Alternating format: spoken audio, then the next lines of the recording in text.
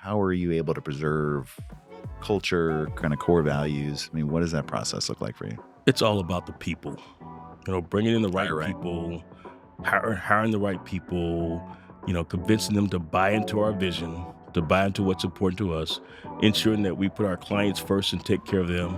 And that's allowed us and put us in a position to grow.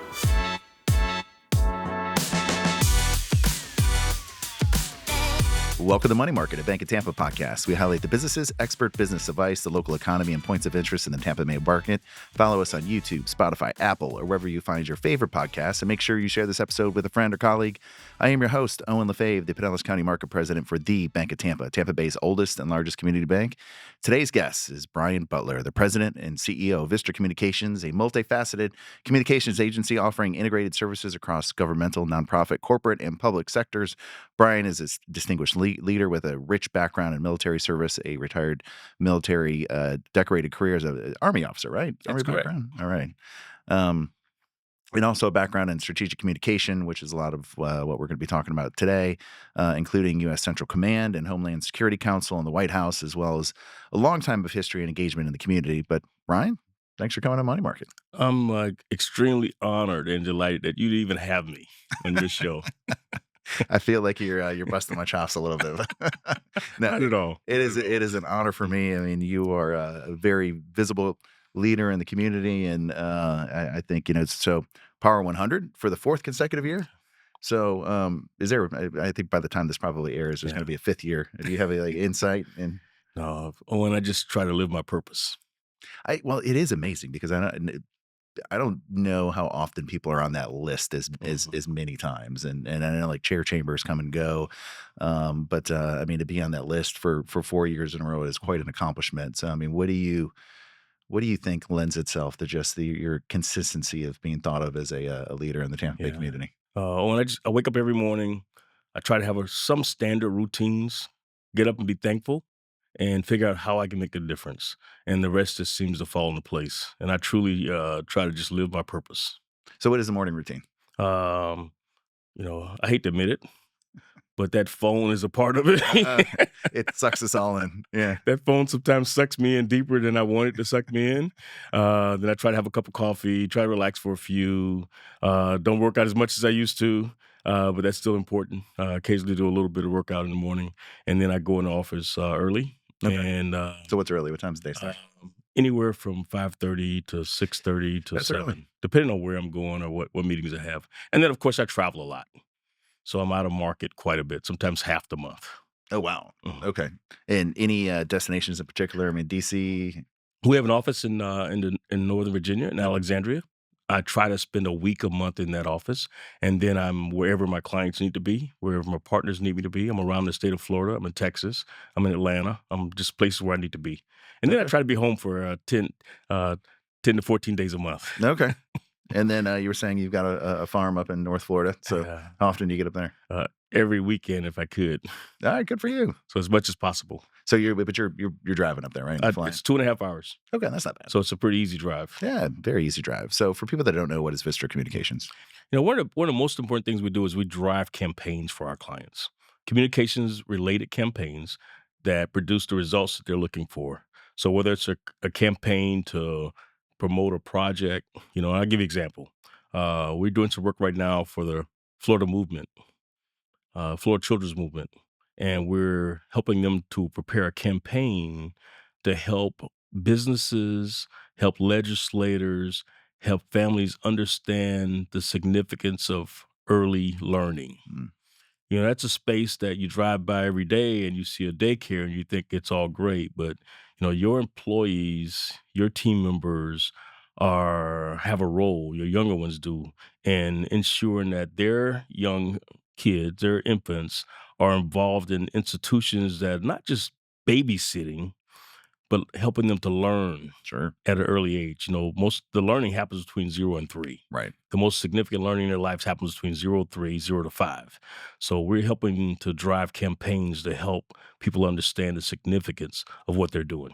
Okay. And so in that campaign then moves on to other areas of service that Yeah, the company can yeah, provide. absolutely. So you do a statewide campaign like that, you're touching lots of different people, you're impacting lots of different lives, and you're using digital. You're buying ads, you're developing messages, you're placing, helping to put up, great articles and papers around the state of Florida. So it's very intense and very deliberate. Man, well, Budweiser could have used you Yeah. a little while back.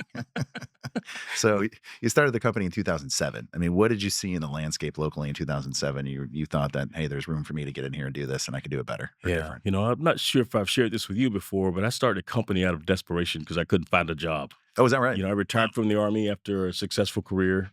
We relocated to Florida, where my wife landed a job as a professor at USF. And I thought I'd find me an easy job and do a little fishing and play more golf. And was not able to find not a job that I desired. And I eventually started a company out of my house. No kidding.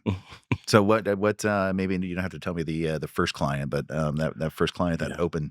open up doors for you. Yeah. How did you get that client? What did that Yeah. look like?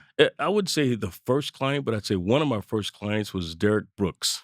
Okay, yeah, We did some work for his school as he had launched his school. yeah. The And Brooks the Bartolo. Brooks de Bartolo, and my son was going there, and we just ended up in a conversation, and we ended up doing a little work for them.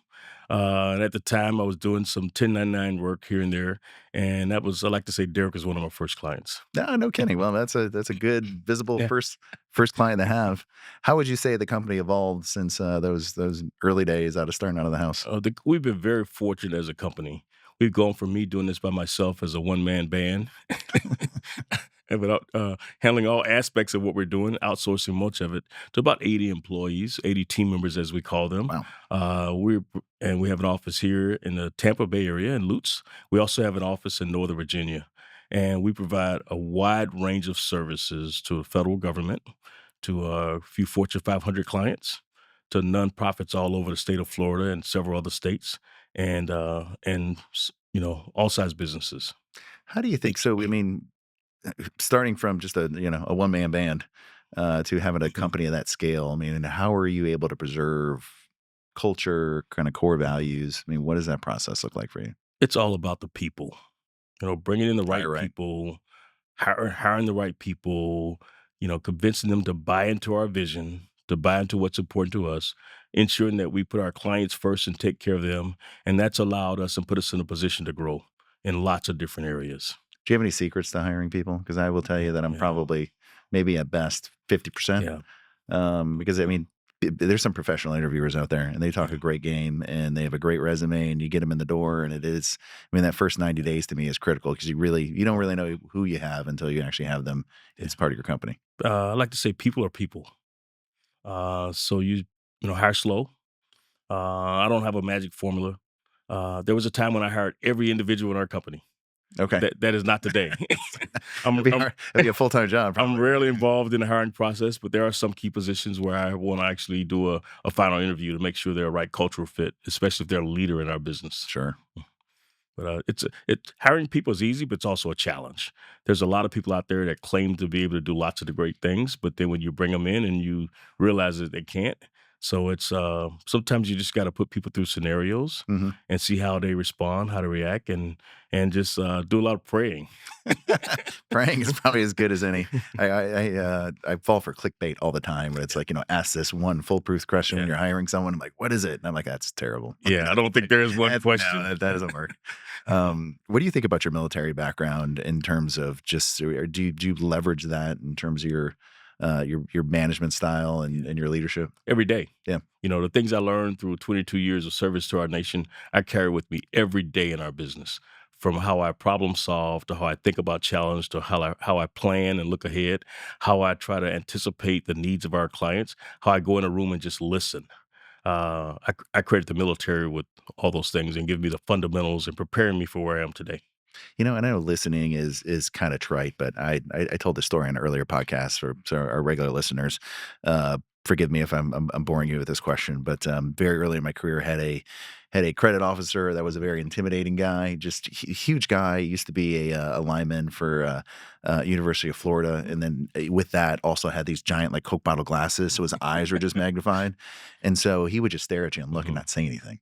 And I had saw more senior bankers present a loan request and just flame out because they just kept talking Yeah. because he wouldn't say anything. They just kept talking. It was digging the hole deeper and deeper. And, I remember that. I used that in my life, but I also remember just staring at him and both of us just uncomfortably. I mean, it felt like 2 minutes. It was probably 20 seconds, but just neither one of us saying anything. And it's a powerful tool to shut your mouth, but also, I Yeah. mean, listening is probably the best tool. Yeah, I think often clients already know what they need to do, but they need to be heard out, and you can help them round the edges. So if you Just got to get tease it out of if them. you could slowly pull it out of them what really best for them, which actually works out because it's their solution. Right. They just need help with it. So I like to go in a room early and stay late and just get a feel for the room and better understand what's happening from the other players in the room and perfect that art of listening. It has carried me far. So, how do you get people to kind of divulge what they're thinking and what they want? It's all about the questions you ask. Tell me more about You that. know, when you ask people the right questions and then you just shut up and give them room to articulate those questions, and you add a couple follow-on questions in there, they tend to share more with you. And you just got to make it about them. Yes. Get them talking. Mhm. Make them feel comfortable. Yeah. So, communication seems to be one of those fields that's fairly saturated.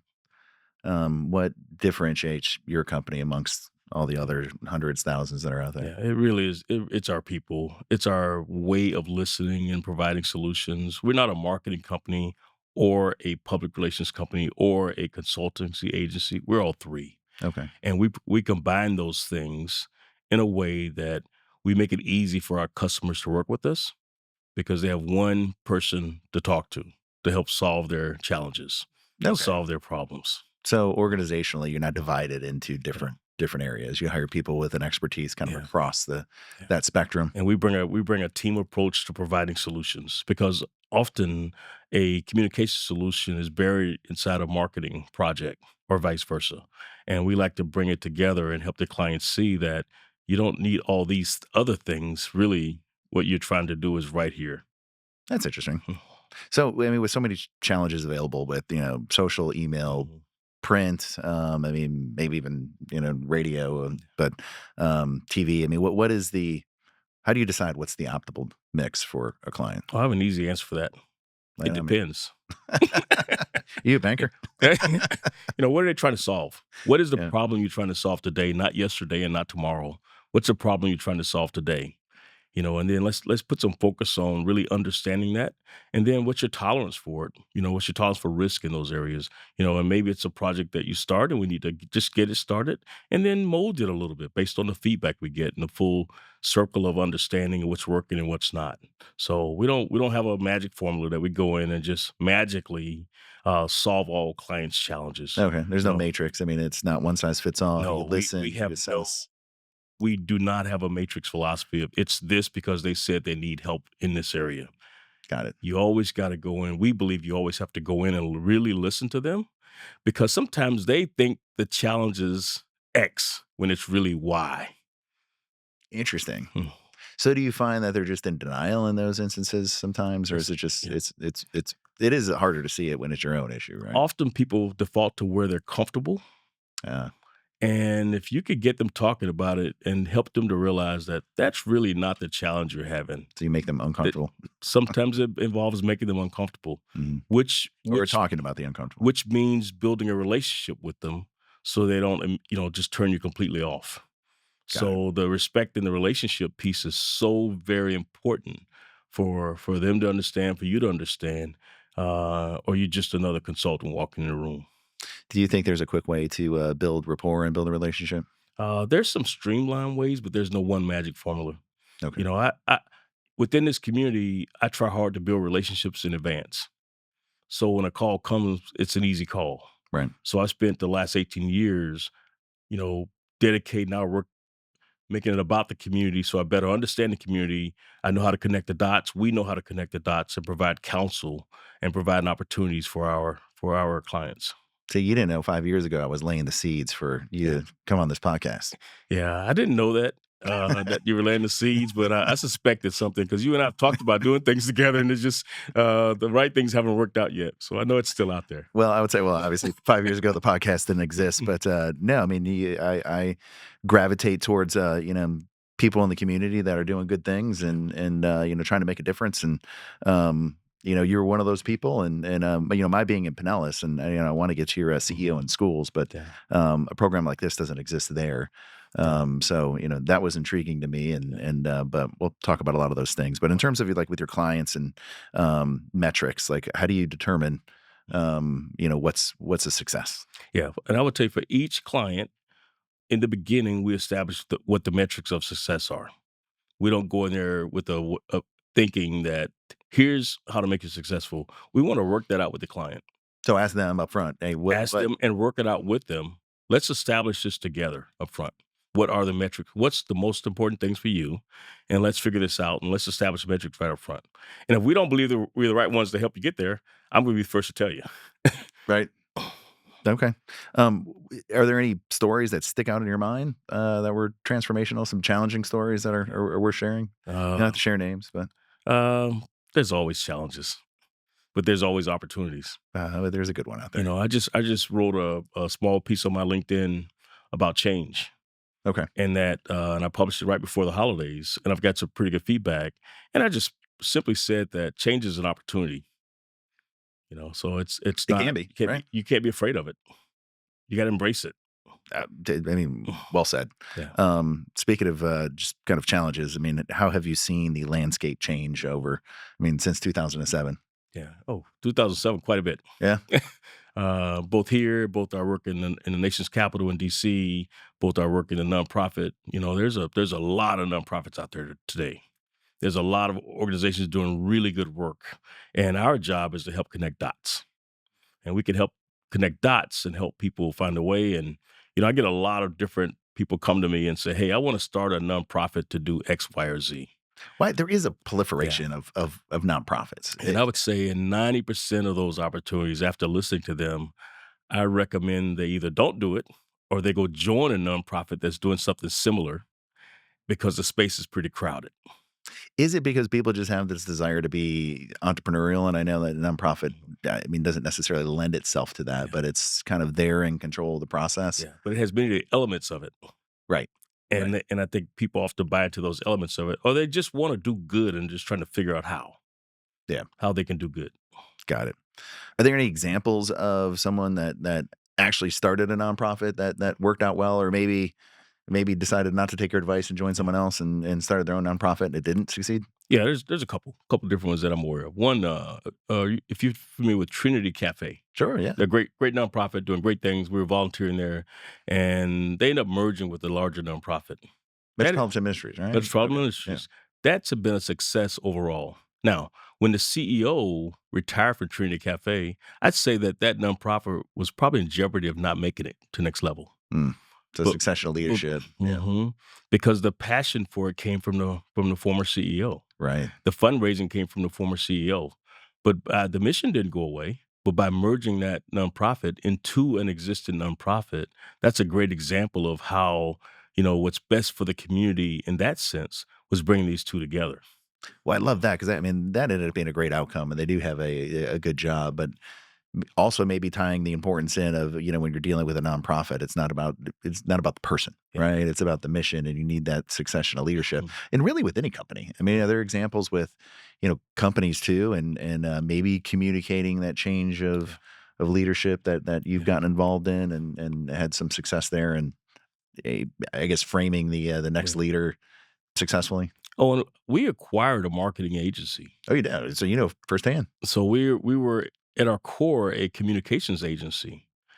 And we had some great marketing talent, but we acquired a marketing agency and rolled it wholly inside of our business and merged these services together to provide a better blended approach to providing solutions for our clients. And then we built an in-house research team, and we merged these three together, and so it works hand in hand or hand in glove provide better solutions for our clients. So That we've seen that work firsthand. that integration makes a lot of sense. Do you think you need that type of like multidisciplinary approach to be a successful communications company, Yeah. or can it be niche? Can you have communications, marketing, research separate? I absolutely believe there's a space for both. All right. The space we choose based on the types of work that we provide and the type of impact we desire to have on the community, this model works for us, but maybe it won't work for everyone. Okay. What was that process like acquiring a company? I mean, any advice It for it was a slow dance. okay. All right, just like hiring, Yeah, right? it Yeah. was a very slow dance. In our case, we actually the former CEO and I got together, and we decided that we would not share with our teams that we were thinking about this acquisition, Okay. and we had them work a project together because we wanted to make sure they were a great cultural fit, Right. and it Now, was this was. a company you already partnered with, so you were familiar We had with? Or was just this started to partner with them a little okay? bit, and when the idea came out, and we thought there was some better runway for us to come together. It was a 40-year-old marketing agency here in this community. They had great name, great presence. They had done a lot of work in some places that where we wanted to be, and it was a natural fit. I was looking, but I hadn't shared with many that I was looking, and that just was looked up and it was right in front of me. And that opportunity came. Mhm. So was that an exit strategy for that business owner? It was an exit strategy for the other business owner. Okay. Any challenges that came as a result of that? Yeah, I mean, there's always challenges, but I'm one that believes there's always opportunities. But we work through those challenges at every space, and especially I think the thing that we did was the most important is we worked a project together where the Yeah. teams got a chance to know and respect each other, Part of that slow and dance. and we brought the whole team in, so it wasn't a them versus us; it became we pretty Got it. quickly. So if you were to advise someone in that, like a similar scenario, Yeah, you'd tell them to do it slow, bring the whole team on board, make sure you got buy-in there. yeah, There's always dissenters in any group. yeah. How was that process? I You mean, know, clearly it didn't derail the deal, but for us, it worked very well. But I've seen cases where it didn't work very well. I've seen cases where you bring these two companies in, you realize there's severe overlap. yeah. Now Oh, what? yeah. But Yeah. we really methodically walked through that. We whiteboarded through that. We spent time on Saturdays in the office together, whiteboarding what that may look like. Where could this person go, or to keep this unit together? And it just makes to help it make sense. Got it. So where do you see communications evolving over the next Yeah, 5 years? yeah. It's going to be here, and it's going to play a much more important role in everything we do. It won't be replaced by AI. Okay, that was my AI next question. AI can assist it in many ways, but it won't be replaced. Nothing replaces you and I sitting at the table having a conversation about what's important to you, what's important to me, and what's important to us together. Nothing will ever replace that. Are you using any of those tools in Yeah, your day to day? we are using AI, and I'm moving slower than some of my team would like me to. Okay. But What's the hesitation? because I want to make sure it's right for our clients. Okay. If it's not right for our clients, we have no business being a part of it. And we don't want to provide just an AI generated solution that they can go on a AI platform and generate for themselves. It has to be right. It has to be the right fit. It has to apply to what they're looking for, and we can use AI to enhance what we do, or give us some options to help us to do it better. But we're not going to surrender what we're doing to AI. Okay. Do you see a point in time where, I mean, I guess part of the industry gets replaced by AI? I heard the same thing when computers were introduced. Sure. Yes, I'm that old. And, I heard the same thing that now that computers are here, the workforce will never be the same, which is not. But there wasn't gobs of people that lost their job because computers were there. Right. No, So, we and I got see more AI in a productive. very similar way. How can it help us to be more productive? How can it help us to do a better job with our proposals? How can it help us provide better a range of solutions for our clients? But we can't abandon the knowledge and thought that people have, and the intellectual curiosity that people have, and the problem solving that we help people develop. We can't abandon that. And the creativity. So do you think that has the potential to change the way you hire? Yes, I do. I think it will change. It already has changed the way we hire because we want people that's thinking about how to use these tools, not how to sit back and allow these tools to work for them.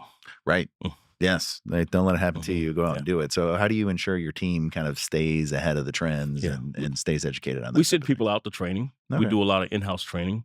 We have conversations in-house about uses and use cases of AI. We have conversations with our teams and our partners. We bring in partners that are doing something pretty cool and have them come and share insights with our team about how to get things done. So we try not to keep our head in the sand, but we don't clap our hands and say, yes, AI is here, so we can just go sit on the back shelf and it's going to bring in all the revenue we need to reach all of our goals. Got it.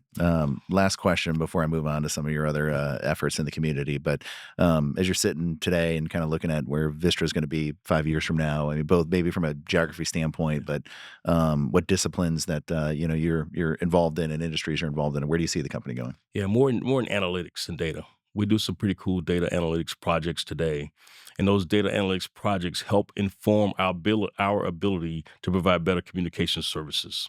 So we believe we'll go much deeper down those holes. What about that? Is there a good success story that you can share with a company that you were able to use analytics on and really kind Yeah. of move the needle? Yeah, we're doing some data analytics for a federal government project, and that project has allowed us to open some additional doors, which ended up putting us in a a great position to win a fairly significant project last year, working with the federal government on overseas voting assistance. Interesting. All And right. so at its core, you think of it as a campaign to help people that are living overseas, soldiers and sailors and airmen, Marines that are living overseas, better understand their rights to vote. But that for us, that project was really shaped by another project we were doing in data analytics in a similar space, where it's the analytics behind the project is really what's important for the face of the project.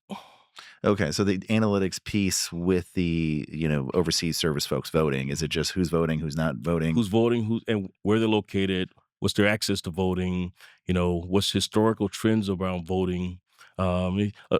A person deployed overseas has every right to vote, just like everybody here in the Absolutely. U.S. No one's gonna argue with that. And it needs to be made available to them and conveniently, available for them. It can't be a rabbit hole they go down to figure out how to do it. Right. So do they generally feel that it's not available to them? Is Some that do, depending on where they're stationed. If they're in a okay? high density area, it's a lot easier because Sure. there are a lot of resources there. But if they're in a low density area, they still have every right to get out and vote. Okay. Like, if they're in the middle of the Right. Pacific or something somewhere. Yeah. Little more Yeah. challenging. Yeah, you hope it gets back Mhm. to the mainland Yeah. at some point. But CEO in schools. Mhm. So, I mean, fantastic program. Can you explain what it is? You started in 2019? We This is our sixth year. Okay. Okay. Um, we started the program through me just being involved with Mort Elementary Okay, yeah. for several years under a program called under the Council for Education Change, where I would go in. I partnered with the CEO. I partnered with the principal at Mort Elementary, and one day I went to him and said, "Hey, I've been coming to school for 3 years now, an hour a month. I'm missing something. Would you mind if I spent a whole day in this school?" Enthusiastically, they designed a schedule for me. I spent some Fridays later, I spent a whole day in the school. I was there about 6:30, 6:45 when the first student arrived. The principal was already there, by the way. All right, good. And they built a schedule, and every 30 minutes, every 45 minutes, I was doing something different. I moved around the school very methodically all day. I learned more in that one day about the real aspects of what makes our education system in this community work and not work. And I went home that weekend. Well, before I share that, about 3:30, 3:45, I went home. I was gonna go back to my office. I stopped by my house, which was halfway between. Thought I'd pick up something. Woke up 2 hours later from taking a nap. It's a tough day, huh? It was a tough day. I was absolutely worn out, and I spent the rest of the weekend thinking, "Why was I there?" And I mean, really trying to understand why was I there? What did I really get out of that day? And I mapped out something which is now known as CEOs in schools, where we have Now was that like was it a doubt? Like, what the heck am I doing? Or no, that, it was "Hey, I'm more of a being called in here and let uh, me try to, like, it was more of distill." I felt there was a purpose for me being there, and I did not want to lose that purpose Got it. for me being there. And what I realized is that I was there for that day to help my colleagues and peers in this community better understand how we together could create better impact and more impact in our school system. So what were the big takeaways? My big takeaway is teachers know how to teach, they don't know how to lobby for their support that they need. Okay. All right. They're in a big system. The school district is what, second, third largest employer in our community. Yep. It's Yep. a big machine. Huge. Principals have their heads down and focused on the learning objectives and the day-to-day activities, but they aren't. If there's a safety issue out right across the street, they may or may not be equipped to deal with that, but it impacts their school. Hmm. If they need a new sidewalk, they don't know how, they may not understand how to work with the school district or the other key players to make sure that they get a sidewalk for the kids to safely get back and forth from school. And what I realize is that you put that, if you put that principal together with a type A CEO that's into problem solving, they can make some things happen. And that's exactly what's been happening over the last 6 years. We have so many different ways and so many different outcomes that have occurred because these CEOs are partnering with the principals and they're just going into these schools, working together and making magic happen. That's in what, 150 CEOs? But on average, we get 150 C-suite personnel that, and about 30% of them are in the school year round, not just on that one day. Wow. Maybe closer Okay. to 40% are are really invested in these schools now. So their job is really to observe, to listen, to hear where there's problems that they could potentially step Th- in and, that- facilitate a solution for. Yes, and sometimes it's a financial problem. Not all the time. Mhm. Sometimes it's they need a little support for getting something done. I have an example of one of our CEOs went into a school in West Tampa and quickly realized that the parents were not involved. Hmm. His staff organized and drove a campaign for parental involvement. Oh, I love that. Did it work? It's working to this day. It's been working for 5 years now. That's amazing. So they help motivate the parents to better understand how they can get involved in the schools and make a difference. And that, they've just done some amazing things in that school over the last 5 years, and they continue to do that now. So it's a full-time partnership between that school and this company. That's incredible, and I think that could be a case study because that's often you hear some of the issues is just parents aren't engaged, Yeah. Mhm. and the fact that they were able to turn that community, turn that school around is definitely worth sharing. So, and those parents are our employees. Yeah, yeah, We have access to them as well as a school district. sure. So we can articulate and communicate the why, and we can provide incentives for them to not, to spend an hour a month in the school. There are things that we can do as leaders in the community to help make this community better. They're right in front of us. Sometimes we just don't realize it. No, that's a great point, Brian. Another one of the programs you're instrumental in founding was the Advancing Racial Equity and Nonprofit Boards, the fellowship program through the chamber. Yeah. And you did that as chair of the chamber. Was that? No, I did do it as chair of the chamber after the murder of George Floyd. Um, Ernest Hooper and a couple of others and I had a conversation, and we were just getting a tremendous amount of phone calls asking to serve on boards. Well, I already serve on too many boards, I get it. and there's a lot of talent in this community that was going untapped, and that's what Ernest and I firmly believed. And we partnered with Bill Gaty, Hmm. and Maureen came in and joined us, and we developed. We went to the Nonprofit Leadership Center with an idea and a blueprint for how to maybe get this done. We went out and helped find funding to make it occur, and we've helped through this program now. More than 100 minorities are serving on boards in this community. That's incredible. You know, And so I guess that's 5 years, right? really, it's about 3 years old. Okay. So in just a short term, we've helped develop, train, prepare some outstanding individuals to play a more active role in our community. Now, where do you think the gap was there? Do you think it's just something that the community just didn't know was Yeah. available to them? That's what was the reason for the lack of engagement? So I think it's pretty simple. It's something I shared with you earlier in this program. It was listening. Okay. You know, there's a group of people out here that want to serve, don't know how. There's a group of organizations that want people to serve, they don't know how to reach them. So it's a little listening on both sides, Right. and we brought those together. We just connected the dots. built a formal training program. It wasn't hard, and now it's up and running. We got this up and running in about 6 months. That's incredible. And with those results in such a And short one period of of our time. things is let's not overstudy this issue. We know it's there. Right. And we know the people and the talent are there. So it's a great opportunity for businesses like yours to send some of your up and coming minority leaders that you want to invest in to help prepare them to be great board members in this community. No, I love it. And clearly it was just, there was just that gap, Yeah. that communication Right. gap. So that's amazing. So this question is a little self-serving, but I'm getting ready to be chair of the St. Pete Chamber of Commerce. And so, Congratulations. thank you. Thank you. So during your time as chair, what would you say were the most challenging experiences that you had, and what was the most memorable? Like, what are you proud of? One of the things that I realized early on, from being on the exec board is the chair role is a quick year. You can't change the world in a year. Yeah. Pick a few.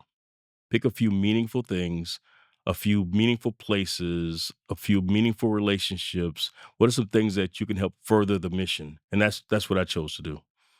So what were those things? Uh, s- some were more behind the scene things that had to deal with our policy, and some that I just thought we had gaps in a few areas that I thought was important to let's fix these. So I put in the work ethic to help get those things fixed, and some was to get more involvement of the members. These chambers belong to the members, Hmm. not to the staffs. That's right. So these chambers are there. So let's make sure we have the right programming. Let's make sure we have the right things that benefit the members, no matter what size they are, large Well, or small. observing from the outside, I would say that you accomplished it, and I've heard nothing but with good things. But Brian, anything that you want to leave the audience with before we wrap up? Now we have a great community, and I love being here. We've been here about almost 18 years, and it's been fun to be a part of it. It's been fun to grow a business here and become an important part of the fabric and the fiber of our community. And I just it's so much space for people to get out, get involved, and help make a difference. Well, you're part of the fabric, and you made your mark, and we're happy that you chose Tampa Bay as your home. But Brian, if people want to reach you, how can they get a hold of you? It's pretty easy. I'm on Facebook, I'm on LinkedIn, pretty good presence there, and it's Brian at consultvistra.com. Thanks for coming on Money Market. Thank you for allowing me to be here. If you got a question or future show idea or would like to be a sponsor, you can send us a message at moneymarket@bankoftampa.com or find us on LinkedIn, X, Facebook, and on Instagram at Bank of Tampa and online at bankoftampa.com. Thanks for tuning in. Thanks for subscribing, and we'll see you around in the Money Market.